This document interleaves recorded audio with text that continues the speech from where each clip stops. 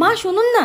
হ্যাঁ বলছি, আপনার ছেলে বাজার থেকে একটা এঁচড় নিয়ে এসেছে, কিন্তু কিভাবে কাটতে হয় আমি জানি না। আপনি একটু চলুন না, কিভাবে কাটতে হয় আমাকে একটু শিখিয়ে দেবেন।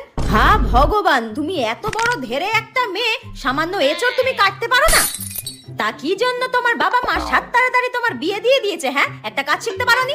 আমার মেয়েকে আমি সবকিছু শিখিয়ে পড়িয়ে তারপর শ্বশুর বাড়িতে পাঠিয়েছি, যাতে শ্বশুর বাড়ির লোকজন আমাকে কোনো কথা শোনাতে না পারে। আর তুমি কি শিখেছো? হ্যাঁ ঠিক আছে মা, যাচ্ছি। হ্যাঁ ওই দেখো, বলতে না বলতে আমার মেয়ে ফোন করেছে। সব কাজ বাজ সেরে তারপর আমাকে ফোন করে। তোমার মতো নাকি মিনিটে মিনিটে বাপের বাড়িতে শুধু ফোন করা? হ্যাঁ মা বল, কেমন আছিস? মা শাশুড়ি শুক্তো রান্না খেতে চেয়েছে, কিভাবে করব বলে দাও। শুক্তো কিভাবে করবি বলে দেব? ঠিক আছে তুই এখন রাখ, আমি তোকে পরে বলে দিচ্ছি। ওই কেমন আছিস জিজ্ঞাসা করছিল। শুনুন মা, আমি সবই শুনতে পেয়েছি, আপনাকে আর ঢং করতে হবে না। বৌমাকে টাইট করতে গিয়ে নিজেই টাইট হয়ে গেলাম।